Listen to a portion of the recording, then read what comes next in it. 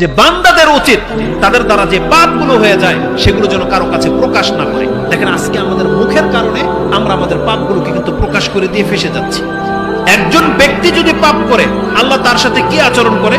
রাসূলুল্লাহ সাল্লাল্লাহু আলাইহি ওয়াসাল্লাম তিনি বলতেছেন, কুল্লু উম্মতি মুআফা ইল্লা আল মুজাহিরুন, আমার উম্মতের প্রত্যেকটা লোক ক্ষমা পেয়ে যাবে তবে প্রকাশকারীরা ছাড়া। যেই ব্যক্তি পাপ করে প্রকাশ করে, এই প্রকাশকারী প্রকাশ্য পাপীরা ছাড়া আমার উম্মতের যে কোনো পাপী মাপ পেয়ে যাবে।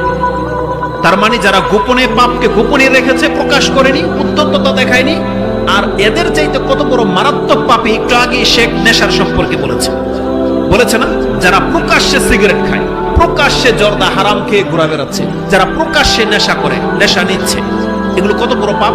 যারা প্রকাশ্যে দাড়ি ফেলে দিয়ে হাঁটতেছেন, যাদের প্রকাশ্য পাপ হচ্ছে প্যান্ট টাকনার নিচে, আপনি ইসলামকে বুড়ো আঙ্গুল দেখিয়েছেন, প্রকাশ্য পাপ। এদের রেজাল্ট কি হবে? যেখানে রাসূলুল্লাহ সাল্লাল্লাহু আলাইহি ওয়াসাল্লাম বলছেন একজন ব্যক্তি গোপনে পাপ হয়ে গেলে এটা যদি সে গোপন রাখে নাজাত পাওয়ার চান্স আছে, যদি প্রকাশ করে দেয় এই ব্যক্তি নাজাত পাবে না। আর আপনি প্রকাশ্যে পাপে লিপ্ত, এই ব্যক্তিদের কি হবে?